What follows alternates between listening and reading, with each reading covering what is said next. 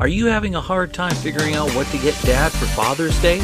Shop now at sportshistorynetwork.com/row1 and save 15% off your order when you check out Row 1 Brand's Vintage Sports Pictorium Gallery.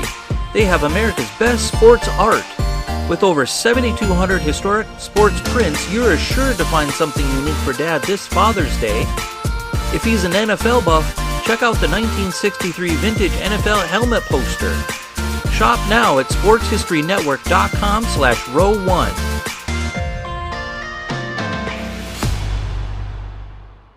Jackie Robinson is one of the most historic figures in the history of sport.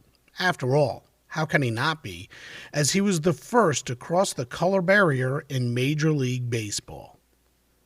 But the first man of color to be drafted in the National Football League is known to few, even though he actually had an outstanding career. Was it Hall of Fame worthy?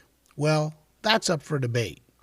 But he was a terrific player nonetheless, and today on Sports Forgotten Heroes, we're going to take a look back at the career of a guy who actually led Indiana University to an undefeated season in football. And later, he started at 7 different positions in the NFL. We're talking about the great George Taliaferro. This is Sports Forgotten Heroes, a tribute to the stars who shaped the games we love to watch and the games we love to play. Stars who provided us with many thrills, but when their time was up, they faded away. We'll take a look back at their spectacular careers, their moments of fame, even if it was just for one season or just one game. And now, here's your host, Warren Rogan. Welcome to the latest edition of Sports Forgotten Heroes. So happy you tuned in for today's show about a truly remarkable man who didn't let anything or anyone stand in his way. George Taliaferro, the first African-American drafted by an NFL team. But his story, well, it's so much more than that of a football player.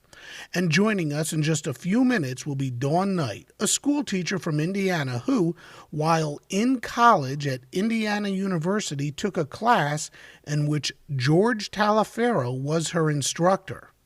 Later, she found out about George's past and the fact that he was one of the greatest football players in the history of Indiana University. And she wound up penning a book about George entitled Taliaferro: Breaking Barriers from the NFL Draft to the Ivory Tower. Interestingly enough, I didn't know a lot about George until I heard of his passing this past October. And what a shame, because I think I would have really enjoyed speaking to him and bringing you that conversation. But after learning of his death, I did a lot of research about George, found the book by Dawn, and sought her out. She had a terrific relationship with George, and in fact, throughout our conversation, she refers to George in the past and in the present. Sometimes she speaks as if he's still with us. I think that's pretty cool. Like I said, George was so much more than just a football player. His contributions were many, and we'll cover some of them on today's episode of Sports Forgotten Heroes. First, though, just a quick reminder that you can follow Sports Forgotten Heroes on Twitter. Our handle is @SportsFHeroes. Look for our page on Facebook and check us out on the web at sportsfh.com. There, you can read more about our guests, check out our past episodes of Sports Forgotten Heroes, and see who else is on the docket for upcoming shows as well. And if you'd like, you can make suggestions for future shows as well. Also, if you get the chance, please leave us a 5-star rating on Apple Podcasts. And finally, spread the word. Let your friends and family know about Sports Forgotten Heroes. As always, thanks for your support. The story of George Taliaferro is fascinating. He led Indiana to its only undefeated season, and he did that while he was a freshman. In fact, one opposing coach knew he would have trouble beating Indiana, so he managed to get the Army to draft George, which of course kept Taliaferro off the field. And we'll talk more about that later with Dawn. Off the field, George helped so many, was a teacher, an advisor, and gave back so much. And here to tell us more about George Taliaferro is my guest today, Dawn Knight. Dawn, thank you so much for joining me on Sports Forgotten Heroes. I am so happy to be here. You know, I want to start with this question first, just to give everyone listening to Sports Forgotten Heroes a little background. Who was George Taliaferro, and what makes him so significant in the world of sports, really football? Wow, that's a complicated question. That could be the only question you ask, and I could talk for hours. Well, I think a couple of things to simplify, I guess, and answer that question. George was actually the first black man drafted by an NFL team. Mm-hmm. He was drafted by the Chicago Bears in 1949. Mm-hmm. He was also the first black man to play quarterback in the NFL. Oh, wow. Right. And a lot of people probably think of Willie Thrower when you hear first black quarterback in the NFL. Mm-hmm. And even George would give Willie Thrower the credit for that, because Thrower was actually on the roster as a quarterback. George played several different positions, but 2 years before Thrower filled in as quarterback and quarterbacked numerous times. I think he threw 96 some passes before Willie Thrower even came on the scene. Mm-hmm. So, but George will tell you, because, that's the intention of the team, was to have Willie Thrower as a quarterback, and that wasn't the case with George. He wasn't rostered as one. So he gives Willie Thrower the credit. Right. And what a great name, Willie Thrower. Right. For no other reason than his last name, he should get the credit. I mean, he's Thrower. You have a very unique background when it comes to George. Tell me how you met him. What was he doing? Well, he was my social work professor at Indiana University. I was actually coerced into taking the class by one of my roommates, who had taken it as an elective and said, "You absolutely have to take this class. The professor is amazing." I needed another elective, but I was also trying to avoid 8 a.m. classes, so I wasn't so sure I was on board. We don't want your students to hear that, do we? Right. So anyway, they ended up saying you just have to. So I was actually on crutches, had a knee injury, and I crutched into class, 8 a.m., probably a little bit grumpy. And this man just looks at me and starts laughing and says, "Well, here's one hung low," and gets me to laugh at 8 a.m., which was a pretty good accomplishment at the time. He spent a semester talking to our class about social work and the importance of listening to people's stories, that every person has worth and dignity and deserves respect. Never once mentioned football, but it was such an amazing course, especially for somebody who was going to become a teacher, and it had such an impact on me as it had my roommate who took the class before me. I helped her coerce our other roommate into taking the class, so for a year and a half, he had one of us.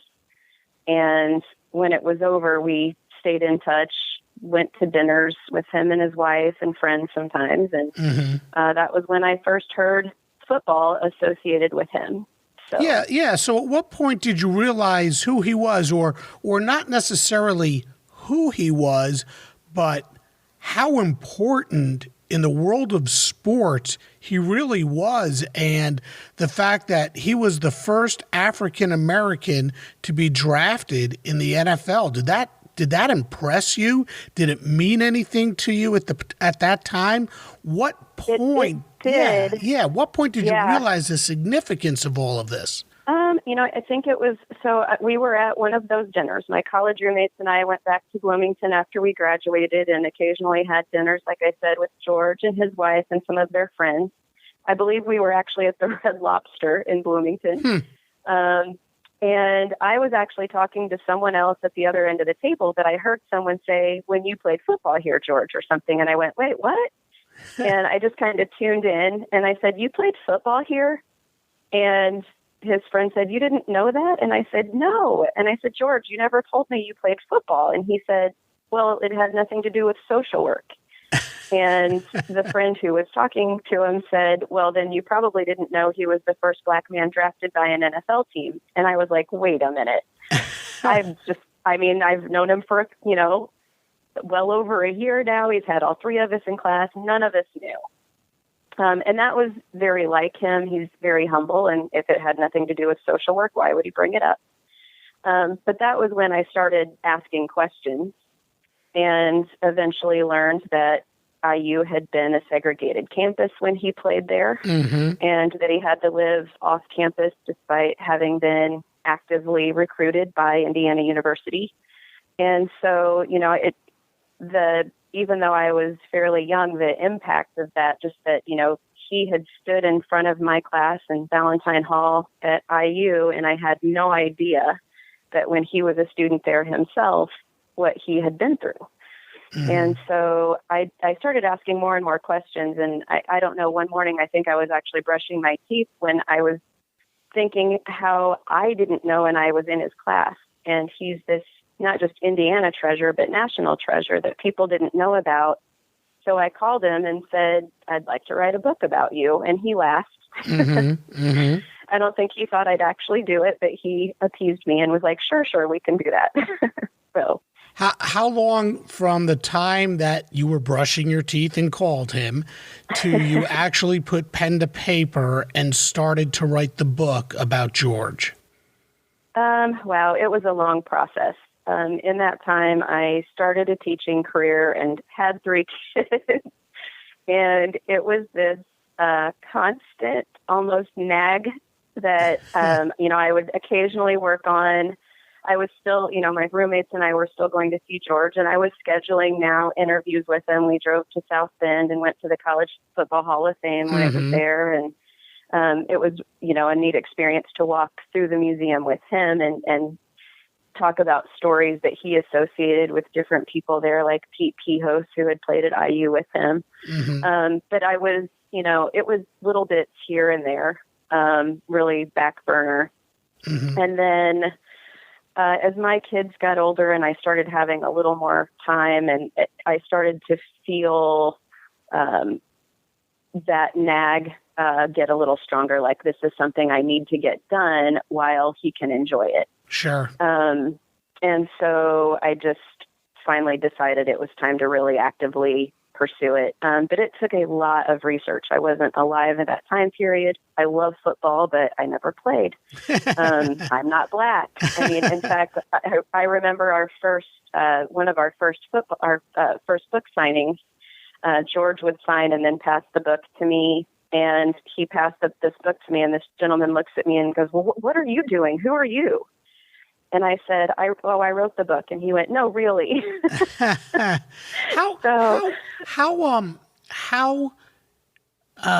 don't know what the word is, but unique or difficult, or how tough was it for a woman who didn't play the game of football to write a book about George Taliaferro, but not only a woman, a white woman talking about an African American, like you said, somebody's like, who are you really? Why didn't an African American write a book about an African American? Was it difficult at all to understand some of the subject matter that he might have been taking you through?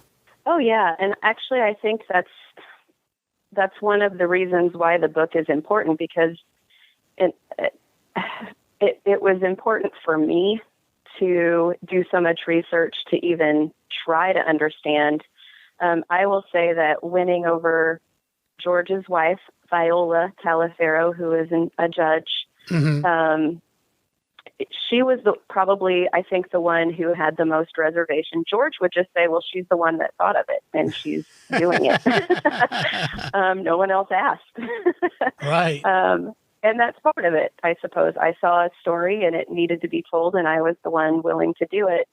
But I think when she saw the research that I put into it and that it was authentic, my wanting to understand, I won her over. Mm-hmm. And, I think that was at the point where I probably felt the most confident in what I was doing, because I also had those doubts. Sure. And even when it came out, I still had doubts because I was young and inexperienced and, again, why me? And immediately George started telling me more stories. Our first book signing, he told me a story on the way there, and I just panicked and said, that's not in the book. And he said, well, Dawn, of course it's not. I've lived, at that point, 70 some years and 80 years. And so, no, it's not in the book. Not everything's in the book. And I said that one should be. And so I immediately felt like I had failed. Uh-huh. He didn't feel that way. I felt that way. And I started filing away stories over the last decade as he continued to tell them to me. And, Malcolm X, he met at the Red Rooster in Harlem. That wasn't in the book. Oh my gosh, you met Malcolm X? That should be in the book, So I've been filing away these stories. And then, the Colin Kaepernick controversy started, and I thought, oh my gosh, I really missed something important here.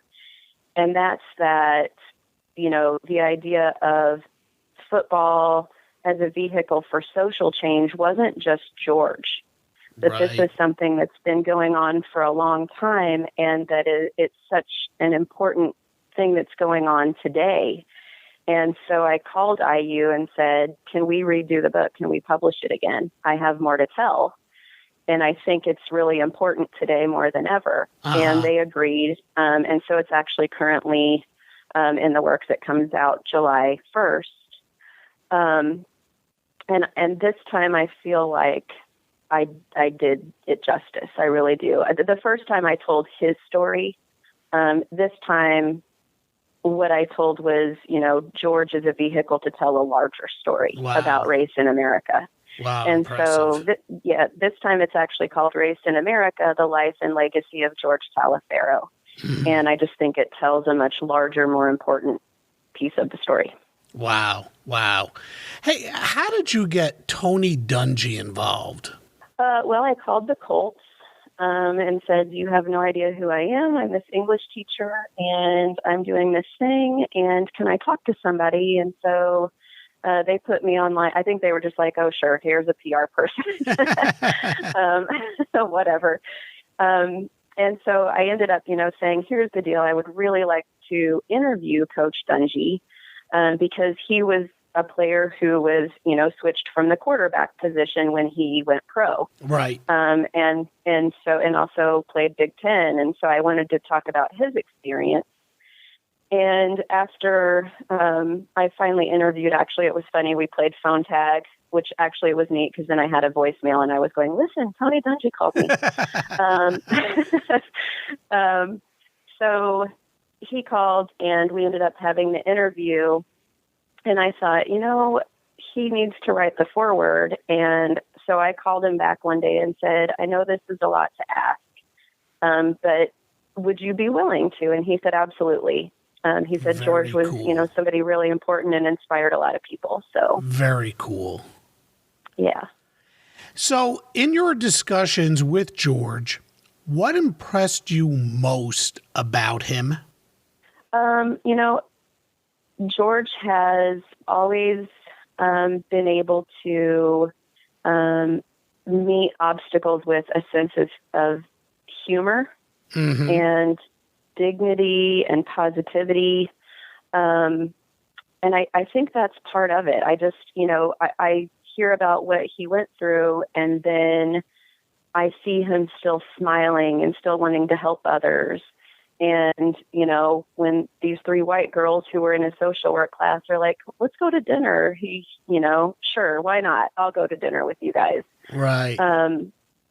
Just, such an open, genuine person who really and truly just wanted to make the world a better place. That's awesome. And as proud a person as he must have been about his accomplishments on the field, he must have been prouder about what he did off the field. Is that true? Tell us a little bit about how proud he was of how he gave back and contributed to the well-being of his community through all of the organizations that he was associated with. Yeah, there were a couple of things that he was most proud of, and one was being educated, and that was something that his parents had instilled in him, and neither of them had, much of an education, although they were incredibly intelligent people. They didn't have an education, and he was very proud to fulfill a promise to them, and that he had 4 daughters who were college educated and a wife who was college educated. And so that was something that he was very proud of. He initially was going into education when he got out of professional football and lived in Baltimore at the time, had played for the Baltimore Colts.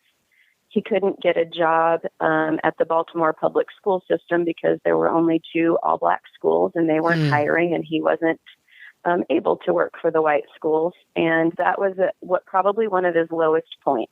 He wanted to be an educator, and he had so much to offer. He wanted to coach football, and he had been in the Pro Bowl 3 times. I mean, this is someone that any school would have been lucky to have, and he couldn't get a job because he was black. And he ended up deciding to go back and get a social work degree so he could just help people, period. And, in that capacity, he helped so many people. But he also has worked, with prisons, and he has worked with Big Brothers, Big Sisters, and the Children's Organ Transplant Association. And so, giving back is probably the thing that he is most proud of. Now, Dawn, of course, the name of this podcast is Sports Forgotten Heroes. So I would be remiss if we didn't talk a little bit about what he did on the field as well. So it's important, that we talk about some of those accomplishments. And he was just flat out a terrific athlete, and football was his game. Now, when he was thinking about college, Indiana was not on his radar, at least from what I've read. How did he end up with the Hoosiers? There were a couple of things. So he went to school at Gary Roosevelt High School, and Gary Roosevelt, this was 1949, his senior year, 48-49. I apologize. 1945. Okay. His school, because it was an all-black school, wasn't eligible for any postseason honors or tournaments. The season was over, and East Chicago Roosevelt High School, near Chicago also, Gary and East Chicago were both in the region of Gary, but in Indiana. East Chicago had a bye, and they were an absolute powerhouse of a team, and they wanted to play a game because they didn't want 2 weeks off before the tournament. And so they thought, well, we know Gary Roosevelt's available to play. And so their coach, Pete Rusinski, contacted the Gary Roosevelt coach and set up a game. And Gary Roosevelt ended up winning that game at the very last second with a touchdown by George. And when the game was over, the East Chicago coach ended up contacting a good friend of his who was at the football coach, Bo McMillan, at Indiana University, and said, you really need to see this kid. So he sent another black athlete to Gary to talk to George and recruit him. And it just so happened at the same time, the World War II draft was going on, and one of the neighbors of the Taliaferros said if he goes to, a public in-state school, he's less likely to get drafted. And so, those two things kind of came together, and he ended up at Indiana University. Interesting. And we're going to get to the draft again in just a little bit.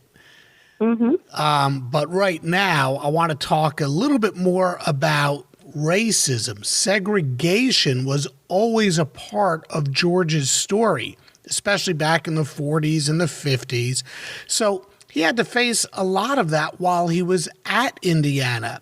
And even though he was really the star of the team, tell us a little bit about the types of things he faced, from eating in the cafeteria to traveling with the team and maybe in some instances not being allowed to play at all. Right. Yeah, there were, games in the South. He actually, I want to clarify because as an IU grad, I feel it's really necessary to say this. It was horrible. The campus was segregated. Again, he had been actively recruited to play there, but couldn't live on campus, couldn't get his hair cut without going to the barber's home.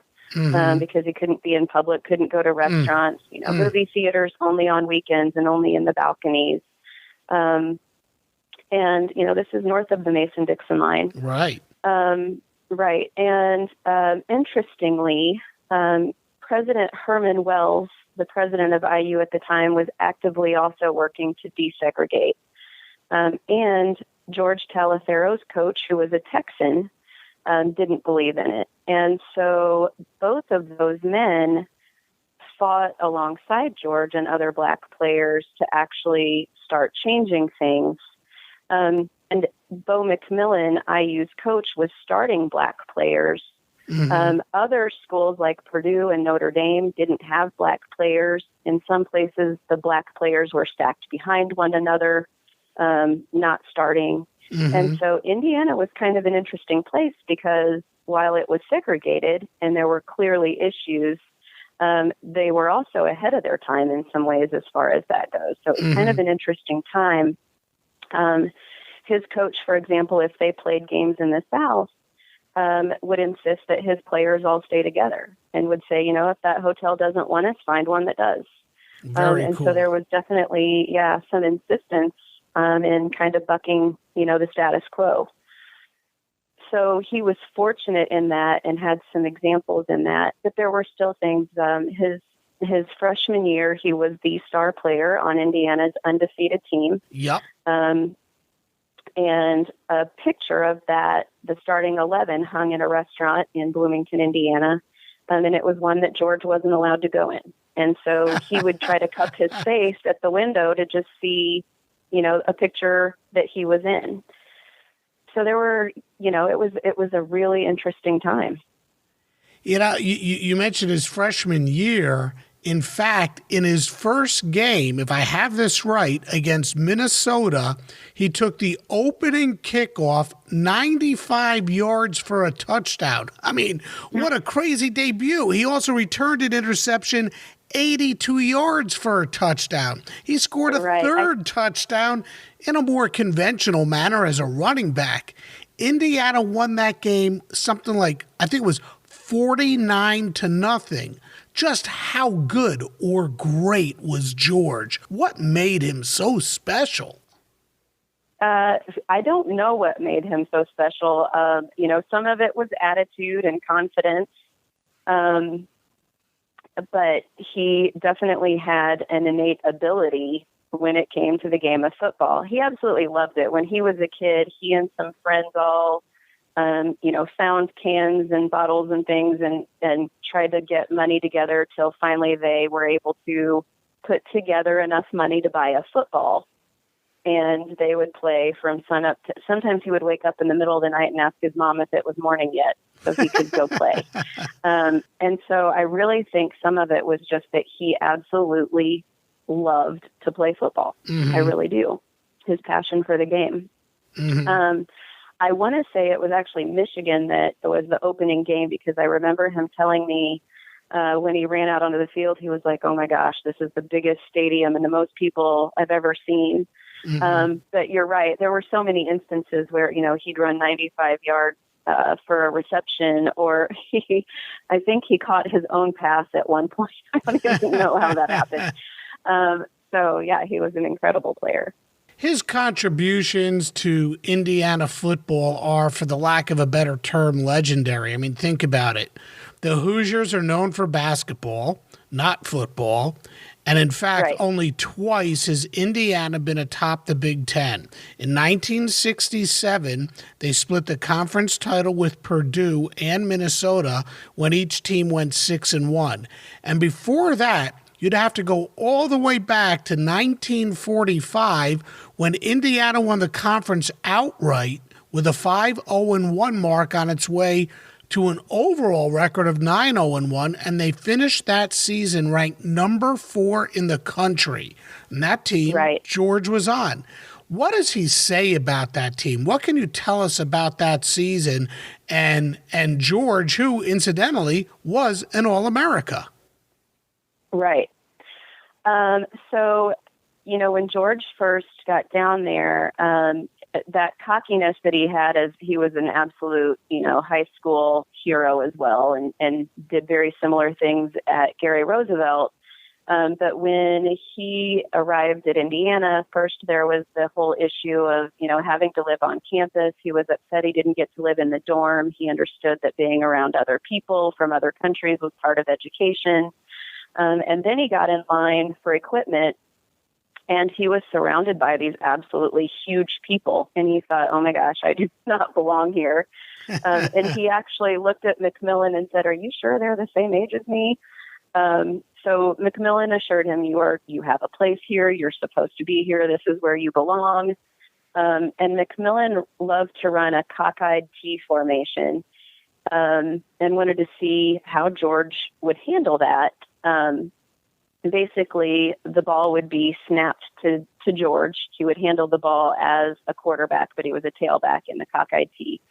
And so the ball would be snapped to him. He could, pass it, hand it off, or run it. And the first 2 times that Coach McMillan called for the play in practice, he ran it 80 yards for a touchdown. And the first time, Coach McMillan said, turn a little to the right, George, I think. And then, and George said, well, how was it for distance? So it ended up becoming McMillan's favorite play for him. And he would just yell, let George do it. And that would be the, time to do the play. Yeah, go ahead.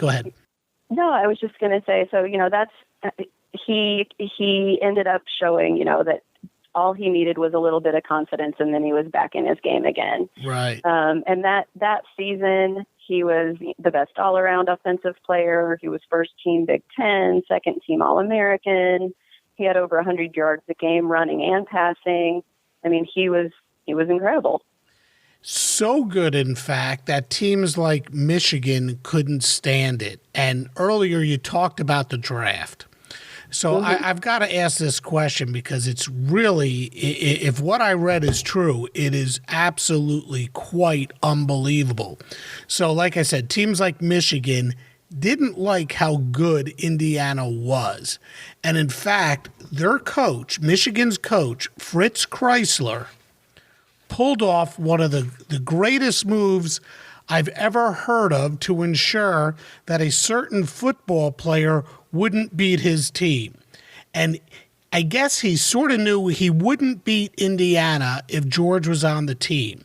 And in fact, in 1945, Michigan's only loss came against Indiana. What Chrysler did to ensure Taliaferro wouldn't beat him in 1946 is absolutely incredible. Tell me how Fritz Chrysler manipulated the system, the military, to remove George from the roster of the Indiana Hoosiers. Well, I can't say for sure that did happen. What I do know is that when he was at Fort Benning, Georgia, with some of his other, no, not Fort Benning, Georgia. He was, where was he stationed? Oh, Petersburg, Virginia, Camp Lee. He ran into some other University of Michigan players, and the Big Ten guys kind of hung out and stuck together. And a couple of those players actually said that Fritz Chrysler had gotten George drafted because they didn't want to have to play against him again. And he couldn't confirm that, but they were very serious about it. And he started laughing, and they said, "No, we're serious." And he said, "Well, how could he know such a thing?" And they said, all I can tell you is, that's what he said, that we weren't going to have to play against you.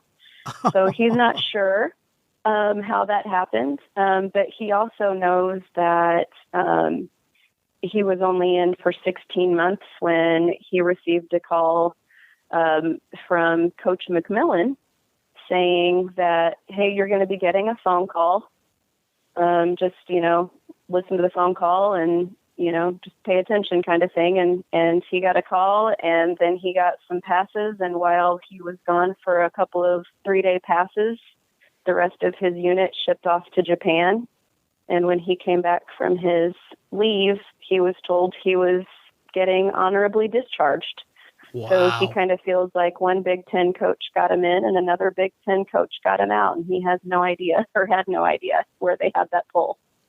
So here's a story that has been bandied about on how Michigan coach Fritz Kreisler managed to have George Taliaferro drafted into the U.S. Army so he wouldn't have to face an Indiana Hoosiers team with George.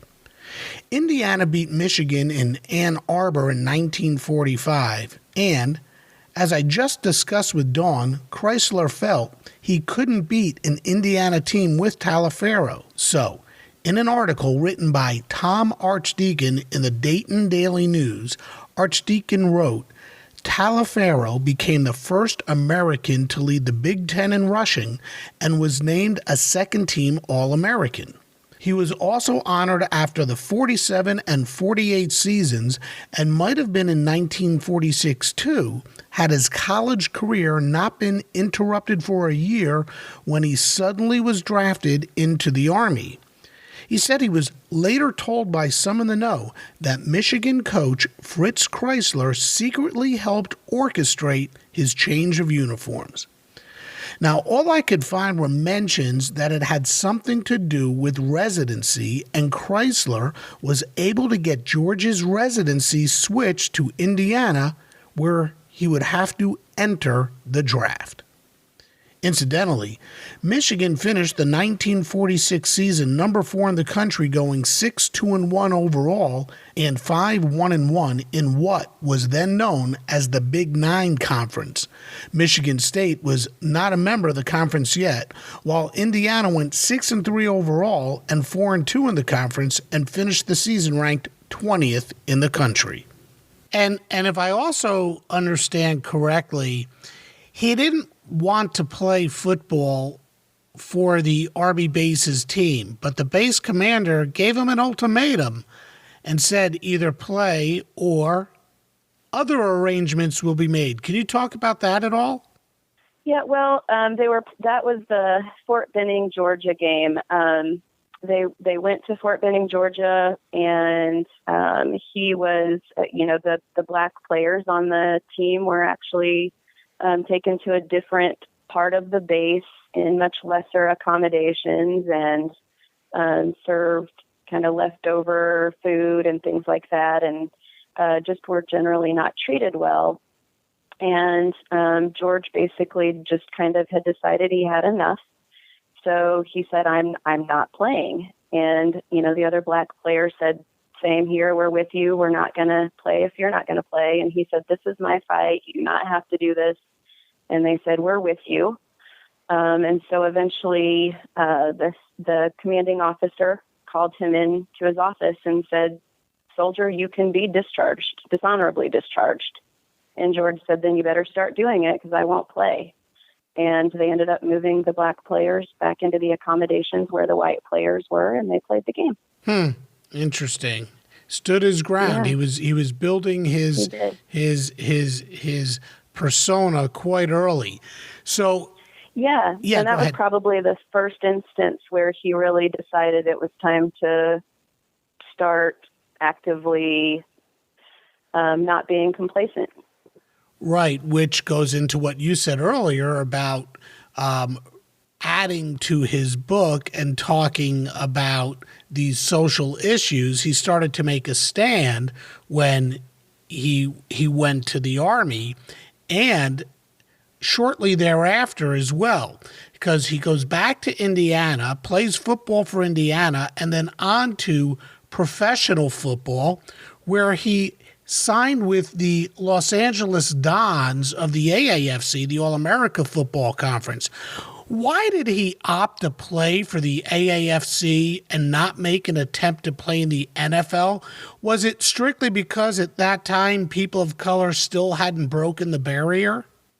No, I don't think so. I think both leagues, had issues as far as Black players playing for the teams. It was more a couple of things. One, he had already verbally agreed to play for the Dons. He was shocked when he was drafted by an NFL team because that simply didn't happen until him. Right. And so he wasn't expecting that. And so when the Dons offered him, and keep in mind at this time, the All-American Football Conference was paying higher salaries than the NFL. There was definitely a war for players. They had tried to kind of make nice, and the NFL didn't even want to acknowledge their existence. So they said, fine, then we'll take your players. And they started offering more money. So he had a verbal agreement with the Dons. They were offering more money. He had promised his mother and father that he would be a man of his word, and so he didn't want to break that. And so he ended up staying with the Dons, despite it being a childhood dream to play for the Bears. I mean, Gary is just outside of Chicago, so he had, as a kid, he would have loved to play for the Chicago Bears. But he did get drafted by the Bears, and I guess he thought he would never be drafted by the Bears or any team in the NFL. What happened? How did he find out he was drafted by the Bears? Well, he was practicing with a couple of other players. Sherman Howard and Buddy Young were friends of his. They had all worked out together in the Chicago area. They had worked out that morning and decided they would meet up again later for lunch. And Earl Banks, that was another NFL player at the time who was also working out with them. Mm-hmm. They worked out at lunch, met up for lunch. Banks came a little late. When he got there, he had a folded up newspaper kind of hidden behind his back. And he said, hey, guess who was drafted by Bears? And of course, they were all throwing out the names of white players. Mm-hmm. And then he finally couldn't take it anymore and pulled the newspaper out and opened it. And it said, George Taliaferro was drafted by Chicago Bears. What was his reaction to that? He said he was just dumbfounded. He said they all were really, but he was definitely dumbfounded. Did he regret giving his word at that point to the Los Angeles Dons and not staying as a free agent, so to speak, or giving himself an opportunity to wait till the NFL draft had happened? He ended up playing for a lot of losing teams over the next 8 years, or 7 years. And I think it could have been a big regret because he was such an amazing player who had often just played for abysmal teams. Mm-hmm. But he said, looking back, he couldn't really regret that because if he had played for Chicago, he would have been close to home, where he would have had the comforts of home and people he knew. And he feels like part of who he was all of these experiences, going to different places and learning about different people, and having to get out of his comfort zone. Mm-hmm. And so ultimately, as a person, he feels like that past, just is part of who he was. Mm-hmm. But it would also be hard to say that there weren't any, that weren't times where he thought, man, I could have played for the Bears. Right, sure. Did he ever talk about perhaps finally making it to the NFL via the AAFC when the NFL absorbed those couple of teams? Did it make it any easier to play in the NFL because other colored ball players went there with him? Yeah, there were black players in the NFL. They were just, they had to try out for the team, so they weren't part of the draft.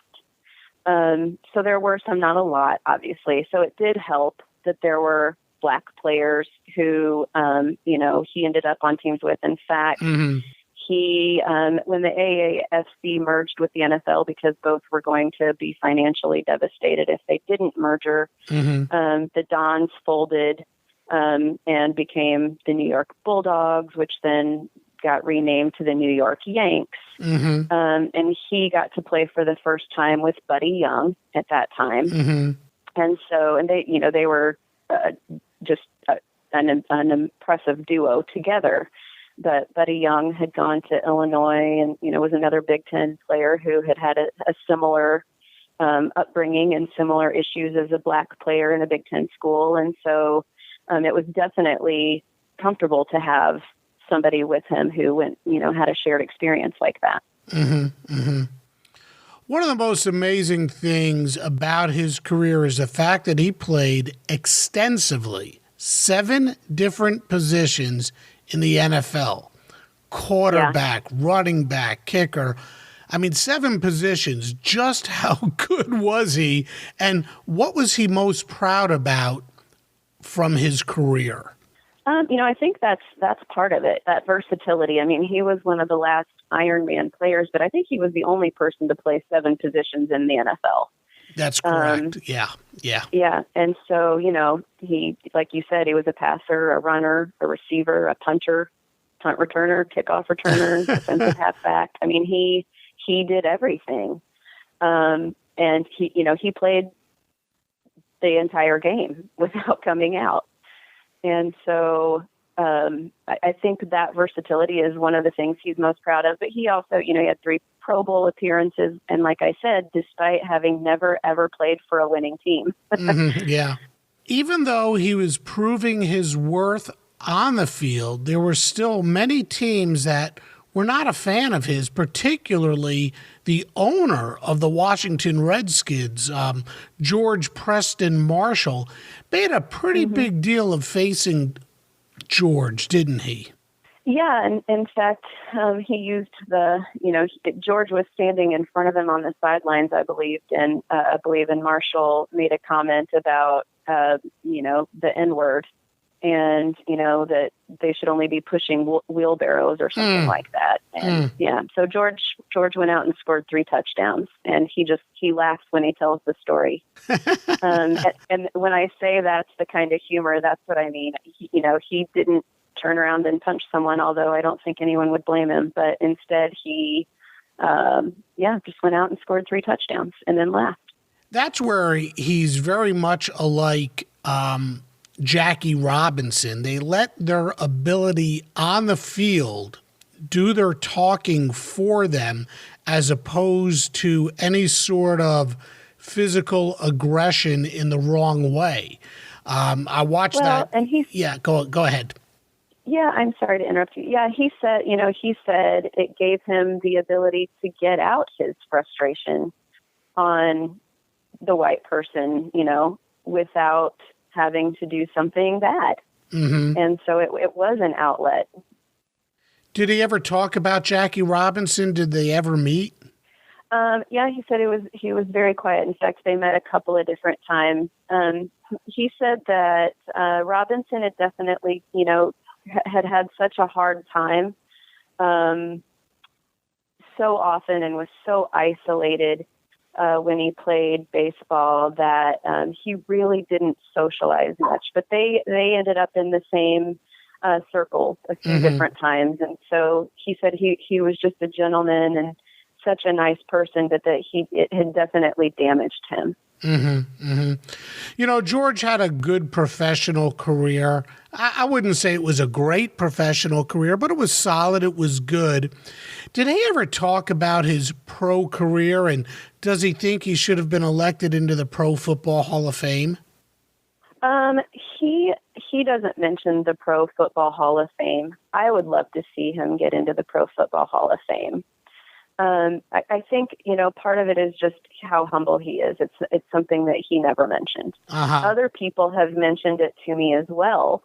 We should start a campaign to get him in it. Sometimes that works. Right. Right. But it's not something he ever mentioned. Uh-huh. How proud was he by the virtue of the fact that he was elected to the College Football Hall of Fame? He was very proud of that. It was a highlight for him. The strangest of things, when you research Indiana University football, individual stats for 1945 are displayed proudly, but 1946 through 1955 are just not available. I couldn't find them. But we do know this. In his first year back with the Hoosiers, 1947, and then again in 1948, Taliaferro was Indiana's MVP, and also in 1948, he made the All-America team as a defensive back. In the pros, George rushed for 2,266 yards on 498 carries, and he scored 15 touchdowns. As a receiver, he caught 95 passes for another 1,300 yards and 12 touchdowns. George appeared as a quarterback in 72 games, starting 53 of them. He threw for 10 touchdowns during the course of his career, completing 92 of 284 attempts for 1,633 yards. His career average as a punter was 37.5 yards per punt, and he also returned punts and kickoffs. In fact, in 1949, for the Los Angeles Dons of the AAFC, George returned a punt 52 yards for a touchdown. George spent the 1949 season with the Dons, the 1950 and 51 season with the New York Yankees. Yes, there was an NFL team named the New York Yankees. The 1952 season, he played with the Dallas Texans. 1953 and 54, he was with the Baltimore Colts. And in his last year, 1955, he played for the Philadelphia Eagles. George made the Pro Bowl 3 times as well, 1951, 52, and 53. But he really made his mark in college football, and that 1945 season, his freshman year, was really special. He played in 10 games and rushed for 719 yards on 156 carries, and he scored 6 touchdowns. He also threw the ball 19 times, completing 10 passes for 96 yards. Let's go back a little bit further to the beginning. Life off the field. Talk about his upbringing. You sort of touched upon it before about where he was from, but what kind of discrimination did he face when he was being brought up? He actually said he was kind of in this bubble in Gary, even though there were things he was aware of, like the fact that he went to an all-black school and there were all-white schools and they couldn't play each other. They would drive for hours and hours to play other black schools sometimes because they weren't allowed to play schools that were 10 minutes away. And so there were things he was definitely aware of. Mm-hmm. But he said his neighborhood was really what he wished all neighborhoods could be. It was such a melting pot because Gary was actually created as a steel town. And the majority of its inhabitants worked in the steel mills. And his neighborhood, there was this socioeconomic equality and people who were, immigrants from all over. And he said it was just a melting pot. Mm-hmm. And so, the Serbian family down the street would roast a hog and the people, all the other people would come and bring side dishes from all the different cultures. And the kids didn't see each other as different. Mm-hmm. And so he was relatively sheltered in a lot of ways there, and it was very eye-opening when he went to Indiana because it's when he really realized what racism is. Right, and his father, who was pretty tough on him and knew the value of an education, knew that it was so important for George to continue to strive to get his degree, to get his education, even when he was facing such awful discrimination. What did George's father tell George to keep him in school as he's facing these horrors? Yeah, well, like I said, when he arrived, he was definitely pretty shell-shocked. And it was, having to live off campus, and it was the size of the other football players. He felt like he had made a mistake. And he called his father and said, I want to come home. And his father said, why are you there? And basically just hung the phone up on him, and made him think about, okay, you have to think about why are you there? And you're there for an education. And George realized, and it was something that his father had been telling him all his life, you have to be educated. And he knew that football was the vehicle to make that happen. It was the scholarship. And so he had to stick it out. Mm-hmm. So I don't know if you can quantify this, but was George more proud of the fact that he got a degree at Indiana? Was he more proud of the fact of the way he played football at Indiana and later in the pros, or what he did after his playing days were over? Were they all equal? Could you say he was more proud of one than the other? It's so funny to hear you talk earlier about the fact that you took classes from him, and he never even mentioned that he played football. He must have also been a very humble guy. Right. I mean, it is hard to say what he would be most proud of. I think he was proud to have lived such a rich life that was centered around helping others. But I do think he was also very proud that he fulfilled his promise to his parents and got a degree, because once he decided to go pro, he ended up leaving in 1949. He still had 1 year of school yet left because of that year in the Army. And his mom was not having it. She said, you promised, what we, and he really felt torn. And we haven't really gotten into this yet, but his father had died in a tragic accident on Christmas Day, 1948, when the first year he came back to IU after the Army. Right. And his mom said, you promised, but he also knew that she was having a hard time making ends meet without his father's income, and that he could go pro and help.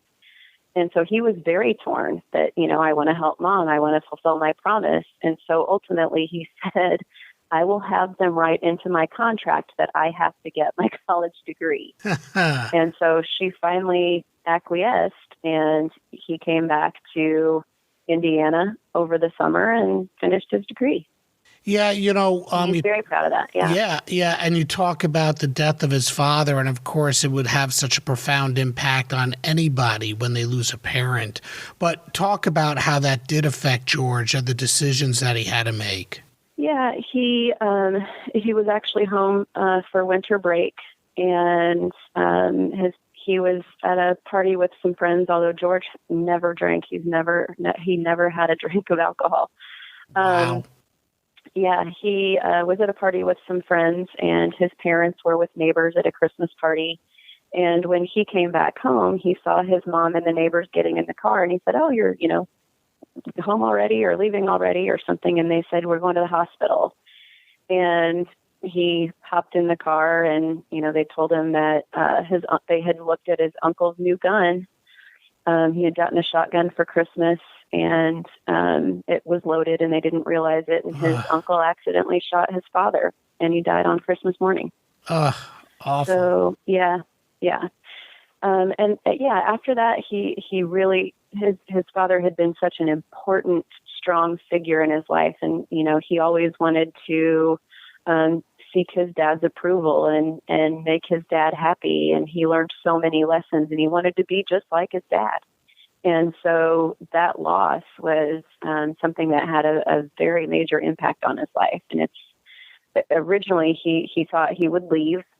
His mom convinced him to stay, and then he worked in the steel mill in the same area that his dad had been a foreman over the summer. And everyone said, your dad wants you to get educated. And so he went back to IU again. But he still struggled with the decision. And that was finally at the end of that football season when he said, I'm done after this year, Mom. I'll get my degree. I promise I will keep that promise. But you need help and I need to help you and I need to do this. Do you think his playing a role in the development of such organizations as Big Brothers and Big Sisters, any of that was, I don't know, in honor of his father, but trying to still make his father proud of the kind of person he was becoming? And did he try to prove that to his father throughout his life, that he was going to be a good person and make a difference? Yeah, that's a great question. I think in general, being a good person, being a man of your word, being honorable, those were qualities that his father instilled in him. And so, yeah, I think in a lot of ways, those were ways to show that. I don't know necessarily if, charities and his work with those were particularly his father's leaning, but I do think that being a good person and being humble and being a man of your word, I think those all came from his father. I know that one of his favorite college football memories was in 1947, the Dad's Day game, and his father came. It was only the second time he had ever seen George play. Mm-hmm. And after the game was over, he heard his father say, "That's my boy," and point at him. And he said it was one of the greatest moments of my life. Wow. Because, yeah. He said because he owned me, he was proud of me. That's awesome. What an interesting and fulfilled life that George led. And the book that you have coming out this July is so relevant to what's happening today. I'm sure that it's going to be filled with so many lessons and so much relevancy that I'm really looking forward to seeing how you've updated the book about George with all these new stories. Yeah, I think that's what's really important about it. There were a lot of other, parallel stories that were going on that I also connected this time. His wasn't an isolated experience. And, there were other players that were using their positions as popular athletes to also facilitate social change. And I think at the end of the day, when you read these stories, I hope at the very least it creates conversation, because I think that's what's really lacking. We're so polarized and not listening, sharing memes instead of listening to one another. Right. And I just really hope that it creates that conversation. Dawn, in the end, how should we all remember George Taliaferro?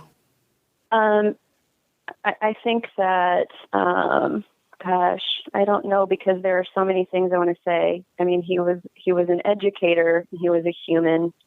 And I think, just seeing him as an example of the way relationships and people can be, that he was so open and accepting and humble. It's just so hard to put words to that question. But I think, education and listening and empathy and not being complacent, so many things.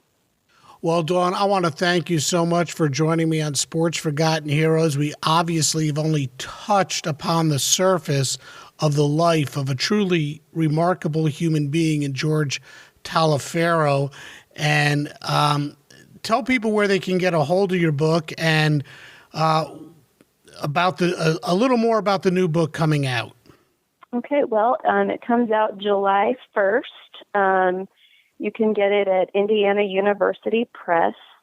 I think you can even pre-order it now, from what I understand, but it'll also be available on Amazon and other, where books are sold.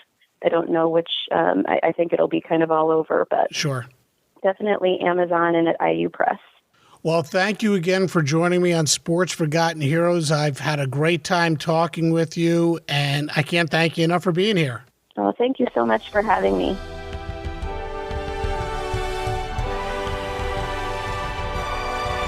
George Taliaferro passed away on October 18th, 2018. Of course, I never had the pleasure of meeting George, nor did I know much about him prior to his death. That's a shame.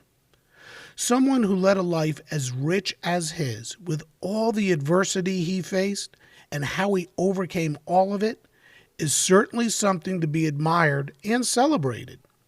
It takes a special individual, a person with incredible drive and fortitude to beat the odds. And not only did George beat the odds, he set a new standard for many to follow. I want to thank Dawn Knight for joining us on Sports Forgotten Heroes, and I look forward to her updated version of the book, which is due to come out early summer 2019. Thanks again for listening to Sports Forgotten Heroes. Next time, we're going to talk about a team long forgotten, but its story is one of the most important in the history of the NBA. We're talking about the St. Louis Hawks. Thanks for listening, and we'll see you next time on Sports Forgotten Heroes. We here at the Sports History Network proudly partner with 26 podcasts, all revolving around the history of sports. But did you know that many of our hosts were sports history authors way before they started their shows? It's true. We've got Joe Ziemba, host of When Football Was Football, Joe Zagurski, host of Pro Football in the 1970s, Mark Morthier, host of Yesterday Sports, Tommy Phillips, host of Lombardi Memories, and Scott Adamson, co-host of From the 55-Yard Line. All these authors have many books for you to choose from. To check them out, go to our website at sportshistorynetwork.com/sportshistorybooks. Pick up your copy today. Soundtrack provided by Kevin MacLeod of filmmusic.io.